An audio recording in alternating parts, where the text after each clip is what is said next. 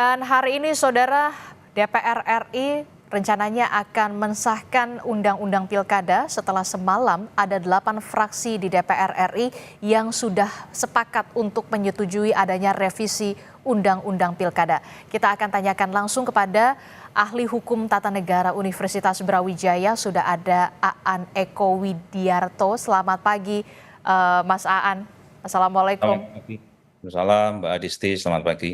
Iya, ini bisa dikatakan di pagi hari ini cukup genting sekali setelah semalam ada 8 fraksi, kalau tidak salah, yang menyetujui dan juga sepakat adanya revisi Undang-Undang Pilkada ini disahkan di DPR dalam rapat paripurna.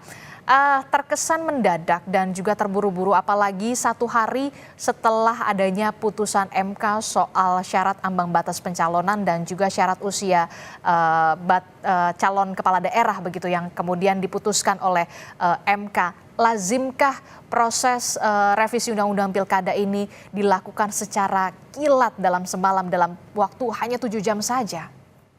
Ya, sangat tidak lazim dan bahkan ini kan sudah pernah ditegur oleh Mahkamah Konstitusi ya, pas praktek seperti ini. Ini kan namanya praktek fast track legislation ya. Jadi legislasi jalur cepat. Dan itu menurut Mahkamah bertentangan dengan Undang-Undang Dasar. Itu inkonstitusional. Makanya dalam putusan Mahkamah sebelumnya itu dinyatakan oleh Mahkamah pembentukan peraturan perundang-undangan khususnya undang-undang ini harus meaningful participation, harus mengandung partisipasi bermakna gitu. Tidak boleh semalam kemudian jadi tanpa mendengarkan publik, tanpa memberikan hak untuk didengar pada publik, hak untuk dipertimbangkan pendapatnya, dan hak untuk diberikan penjelasan atas pendapat itu. Nah, ini sebenarnya sudah ditegur oleh Mahkamah Konstitusi. Dan bila ini dilakukan, ya saya khawatir nanti, ya bukan khawatir sebenarnya sih ya, harapan saya justru Mahkamah menegakkan putusan Mahkamah soal meaningful participation, partisipasi masyarakat yang bermakna itu dalam pengujian formil. Nanti kalau itu diterapkan oleh Mahkamah, maka undang-undang ini secara formil bisa dinyatakan bertentangan dengan Undang-Undang Dasar, sehingga satu undang-undang yang baru ini nanti perubahannya akan tidak berlaku. Nah, inilah konsekuensi dalam negara hukum yang seharusnya sudah dipikirkan oleh para pembentuk undang-undang, khususnya di sini adalah Balik dan DPR RI. Oke, jadi ketika nanti ini bisa akhirnya disahkan, berarti itu artinya karena tidak mendengar aspirasi dari publik pada saat revisi Undang-Undang Pilkada ini bisa dibatalkan atau tidak berlaku begitu menurut Anda kalau dari Mahkamah Konstitusi? Ya, memang itulah hukumnya begitu ya. Jadi Mahkamah Konstitusi itu dalam pengujian undang-undang ini punya dua wewenang. Satu menguji dari sisi formilnya, yang kedua menguji dari sisi materialnya. Kalau pengujian secara formal itu menguji prosesnya. Nah, proses adanya prinsip meaningful participation itu adalah suatu keniscayaan atau suatu keharusan dalam tahapan pembentukan undang-undang. Nah, oleh MK disebutkan satu dalam proses perencanaan. Pertanyaannya, apakah ini sudah masuk prolegnas atau belum? Betul. Nah, yang kedua, dalam proses penyusunan, ini disusun sudah mendengarkan masyarakat belum? Dalam proses pembahasan, ini sudah mendengarkan masyarakat, mempertimbangkan masyarakat, memberikan penjelasan pada masyarakat atau belum? Gitu. Nanti juga dalam proses persetujuan dan pengesahan. Nah, itu semua terakumulasi dalam sebuah proses namanya pengujian formil. Nah, kalau pengujian formil ini nggak lolos oleh Mahkamah dinyatakan, oh ini tidak ada meaningful participation. Banyak sekali tahapan-tahapan yang dilewati begitu. Ya sudah, Mahkamah akan menyatakan pembentukannya bertentangan dengan Undang-Undang Dasar. Oke, Mahkamah Konstitusi bisa menyatakan ini bertentangan dengan Undang-Undang Dasar jika memang undang-undang ini sudah disahkan dan diuji materikan, atau seperti apa? Ya, tentunya prinsipnya hakim itu pasif, sehingga harus ada yang memohon. Oke. Jadi dengan permohonan itu nanti akan diadili oleh Mahkamah Konstitusi melalui pengujian undang-undang.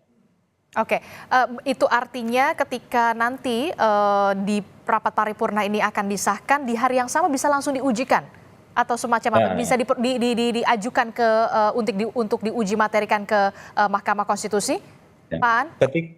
Ketika undang-undang RUU ini nanti disetujui ya, Mhm. itu masih belum berlaku. Oke. Bisa diuji kalau sudah berlaku. Kapan mulai berlaku Mhm. adalah sejak diundangkan. Mhm. Nah, bagaimana cara pengundangannya? Ini kan nanti Sekretariat Negara yang mengundangkan. Mhm. Jadi nanti dari DPR, ketika sudah ada persetujuan bersama DPR dan pemerintah, jadi wakil pemerintah, akan diserahkan oleh Ketua DPR kepada Sekretariat Negara. Mhm. Nah, Sekretariat Negara akan melakukan registrasi dengan cara memberikan nomornya. Nah, nomor pengundangannya. Ya, nanti Presiden akan tanda tangan dulu pengesahan, setelah pengesahan, pengundangan. Nah, ketika sudah ada pengundangan itu, ada nomornya, maka sudah sah berlaku sebagai undang-undang. Nah, ketika itulah undang-undang tersebut bisa dimohonkan ke Mahkamah Konstitusi untuk diuji. Mhm. Oke, jadi ketika ini sudah disahkan, kemudian diserahkan ke Setnek, kemudian sudah mendapatkan persetujuan dari Presiden, kemudian ada pengundangannya, barulah di situ ketika sudah berlaku baru bisa diuji materikan, begitu ya. Berarti Ya, perlu ada waktu biasanya berapa lama, Pak An? ya, maksimum 30 hari, maksimum ya. Maksimum 30 hari. Maksimum 30 hari untuk Presiden mengesahkan. Nah, Oke. kalau 30 hari Presiden tidak mengesahkan, Mhm. maka otomatis berlaku undang-undang ini.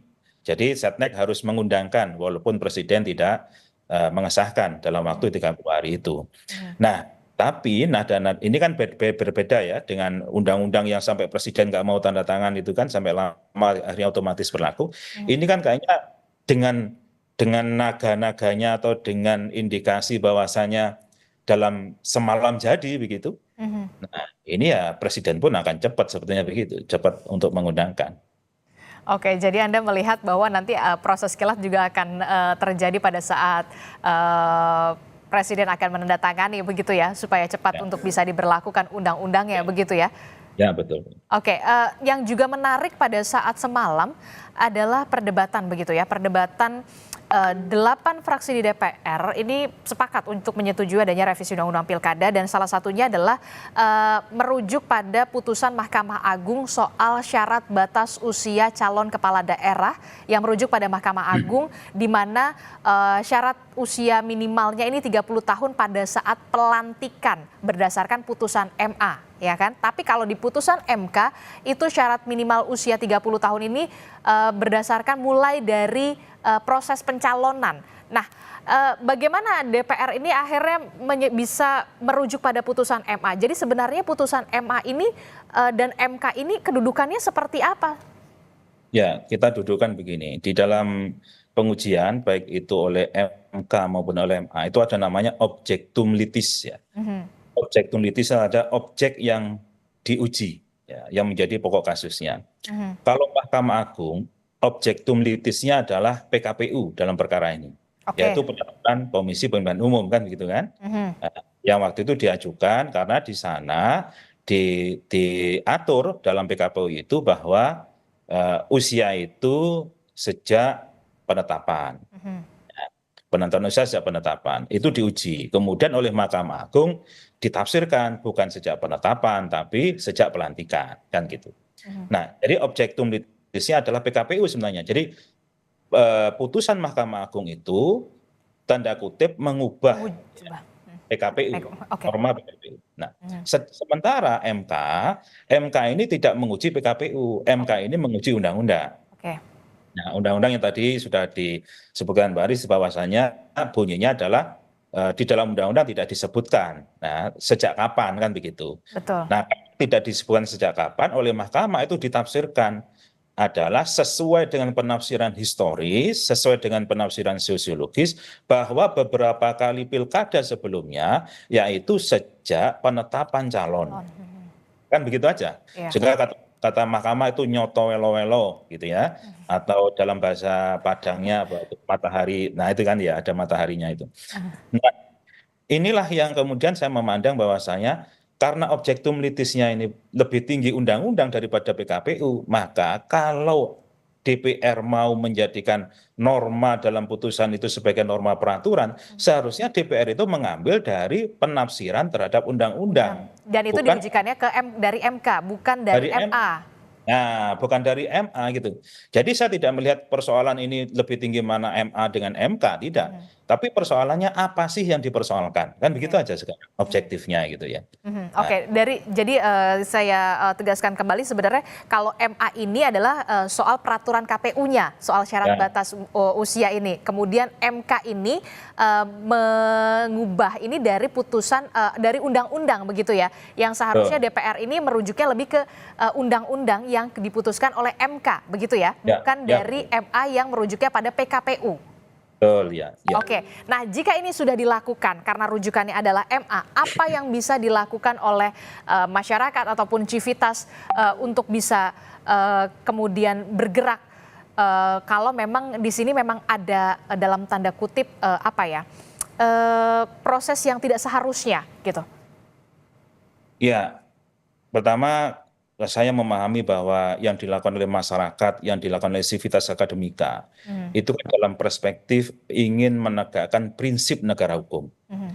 Ingin menegakkan prinsip Rechtsstaat, bukan persoalan siapa yang mau jadi nanti sebagai kepala daerah, siapa Betul, nanti yang mau jadi, kan bukan persoalan itu sebenarnya. bukan, bukan. Mhm, Ya, persoalannya adalah ada prinsip negara hukum. mhm. Dalam suatu negara hukum itu berlaku azas res judicata pro veritate habetur. Mhm, Apa itu? Bahwa putusan hakim itu harus dianggap benar dan harus dilaksanakan.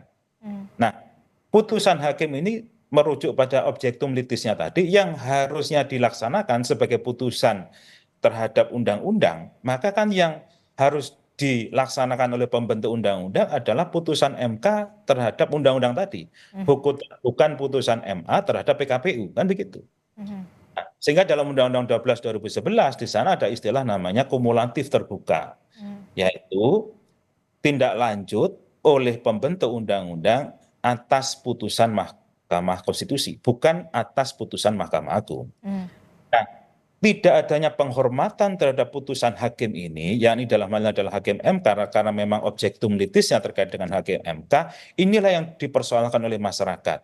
Sudah kemarin diputus oleh MK, kok hari berikutnya DPR memutus atau membuat undang-undang yang isinya berlawanan atau bertentangan dengan putusan Mahkamah Konstitusi. Oke, oke. Inilah yang membuat publik menjadi gundah. Kalau begini kan nanti semuanya bisa diobrak-abrik begitu loh. Nggak ada tatanan keajekan negara hukum itu. Oke, dan inilah yang kemudian menjadi kebingungan dari masyarakat begitu saat ini sampai akhirnya ada gelombang massa untuk menolak revisi Undang-Undang Pilkada. Kami akan ajak Anda dan juga Pak Aan, pemirsa Kompas TV untuk ke gedung DPR RI untuk melihat bagaimana situasi terkini rapat paripurna yang akan diselenggarakan di pagi hari ini dengan agenda mensahkan Undang-Undang Pilkada yang semalam sudah disepakati ada 8 fraksi di DPR yang menyetujui untuk adanya revisi Undang-Undang Pilkada, sementara hanya satu fraksi saudara di DPR RI yakni fraksi PDI Perjuangan yang menyatakan tidak sependapat terhadap revisi Undang-Undang Pilkada dan akan menyampaikan nota keberatan dalam rapat paripurna yang digelar hari ini.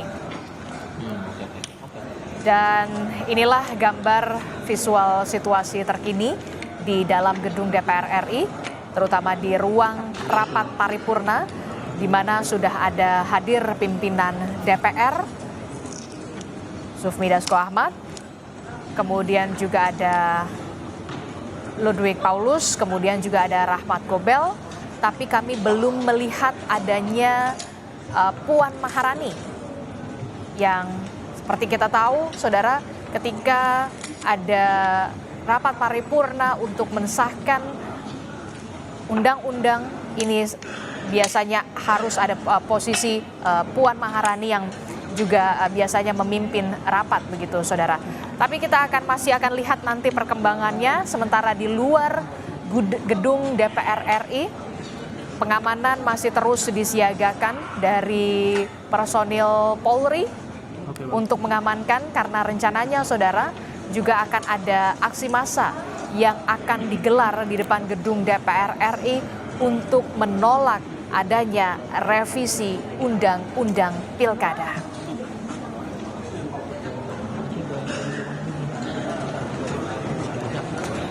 Dan yang Anda saksikan ini adalah mahasiswa dari Universitas Indonesia di Depok, Jawa Barat yang sudah mulai bergerak untuk berorasi, menyampaikan aspirasi mereka untuk menolak adanya revisi Undang-Undang Pilkada yang hari ini saudara tinggal menghitung menit saja akan disahkan oleh pimpinan DPR RI jadi Undang-Undang Pilkada setelah sebelumnya saudara kemarin ada sekitar 7 jam proses revisi Undang-Undang Pilkada ini dilakukan dan ada 8 fraksi di DPR RI yang menyepakati untuk menyetujui adanya revisi Undang-Undang Pilkada ini dibawa untuk disahkan di rapat paripurna hari ini saudara.